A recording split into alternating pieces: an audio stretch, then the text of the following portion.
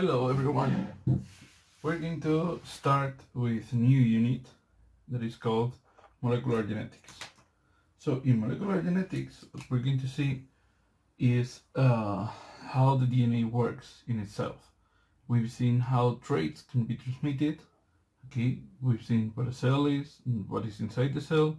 Now we're going to see how it all revolves around. Okay, so we're going to start with part 1 of molecular genetics. That is simply a review. What do we have to review? Well, we have to review a lot of things. But first of all, we're going to start with our friend, the nucleotide. The nucleotide, if you remember, was composed of 3 parts. Okay, first part is the deoxy ribose made by 5 carbons. Carbon 1, 2, 3, 4, and 5. Okay, and this is called the deoxy ribose.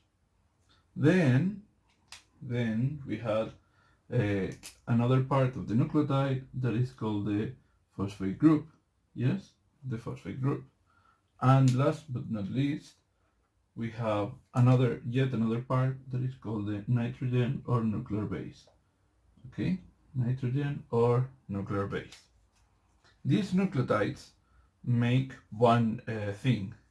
That thing is called the DNA double helix. Okay, the DNA double helix is going to be made of 2 strands. This is a strand, okay, that we're going to paint in the colors that we have here in the nucleotide, okay, with the deoxyribose. Then we're going to get here the little phosphate groups, as you can see, joining the deoxyriboses, yes, like that. And then we're going to get the nuclear bases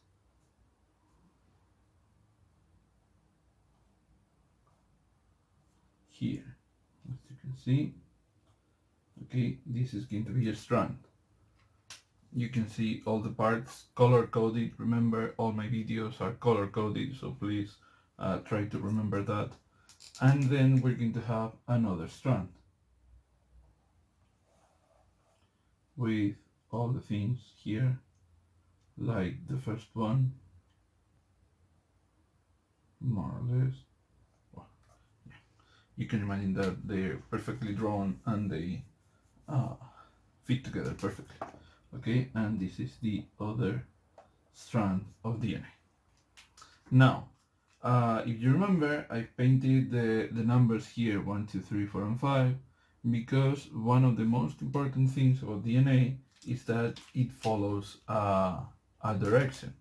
Okay, we have in this strand, we have the direction of 5 to 3, and in the other strand we're going to have an opposite direction. Okay, that is 5 to 3 also. This is because DNA is something that we call anti-parallel.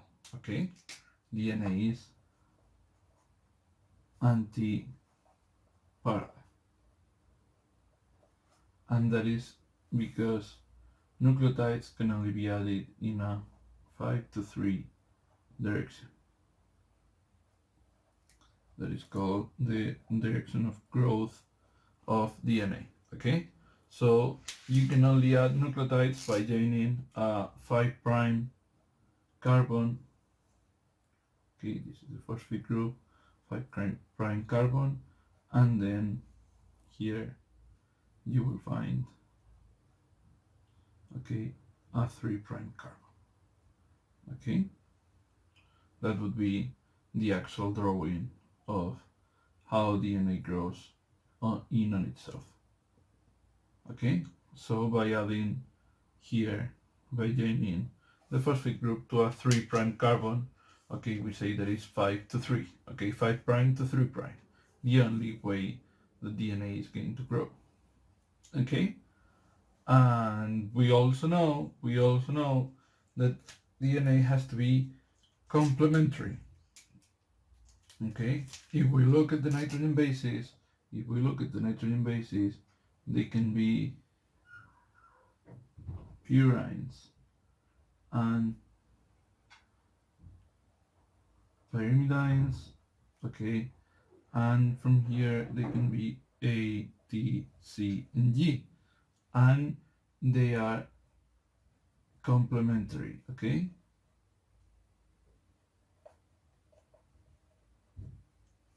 that means that when we find an A, we have to put a T. When we find a T, we have to put an A. When we find a C, we have to put a G, and the other way around. So this is going to be one strand, and this is going to be the other strand. Okay, so if we here find an A, the opposite strand is going to have a what? It's going to have a T. Okay, so they have to be complementary to each other.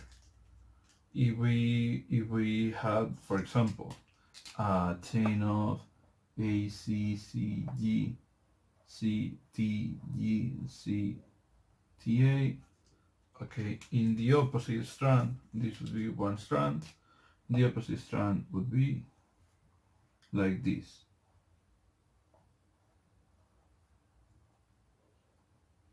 Okay, so what is this sequence here? There is the sequence of DNA. Okay, the sequence of DNA that determines something has a name. Okay, and that name is a gene. Okay, a sequence of DNA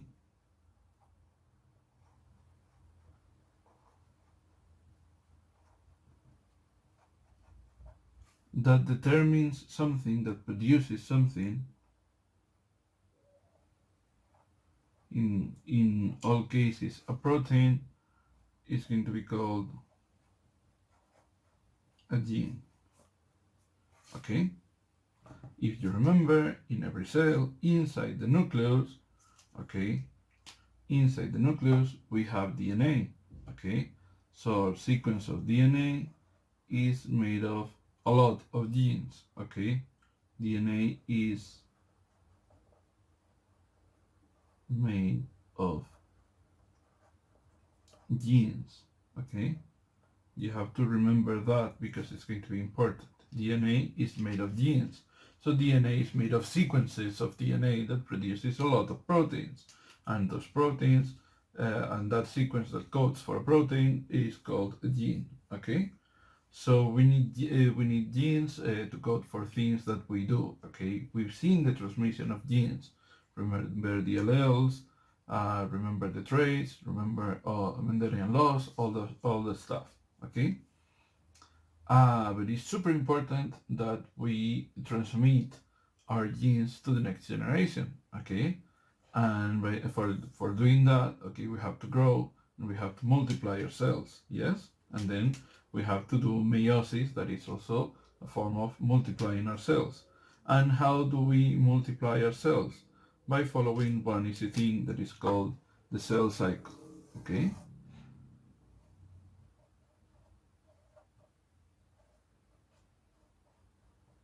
the cell cycle, if you remember, starts at G1, then we have phase S, then we have phase G2, and then we have the cell division in itself. Okay, that can be either mitosis or meiosis.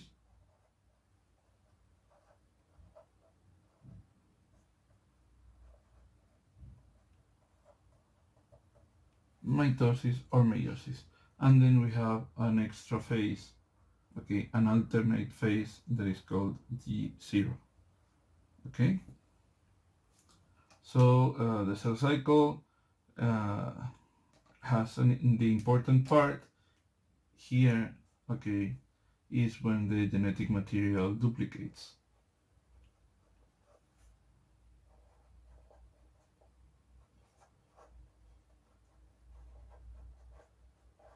Why does it have to duplicate? Okay, to make more cells. Yes?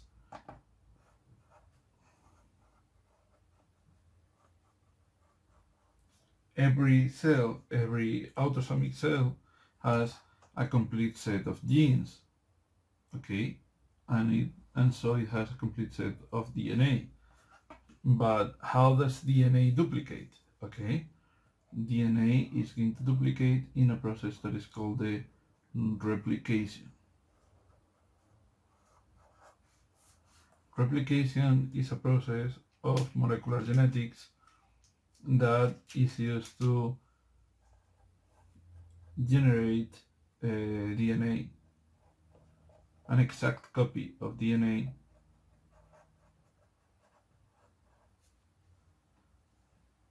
and that serves to be able to do this part here, the mitosis and meiosis part.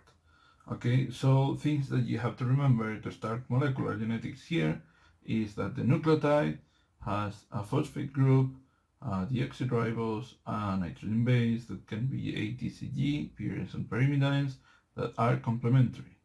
Okay, several nucleotides together are going to make a strand, and we need two strands to be able to form the DNA double helix.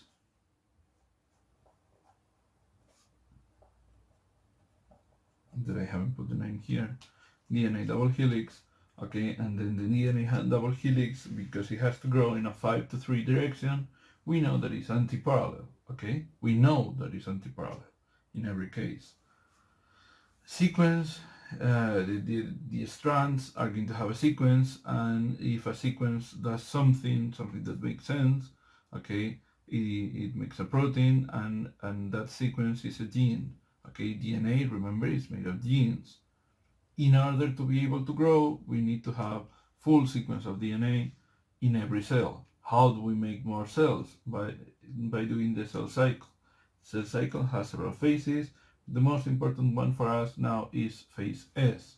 Okay, that is when the genetic material duplicates. So if it duplicates, we can make more cells with a full set of genes and DNAs, and that thing is the replication. That is the next video. Okay, so in the next video we're going to see the replication, how to make more DNA, how a molecule of DNA replicates to make a copy of itself.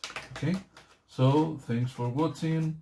Remember, if you have some doubts, ask me. Okay, I'm going to be around, as you know, in trabajo de aula and in the normal classes.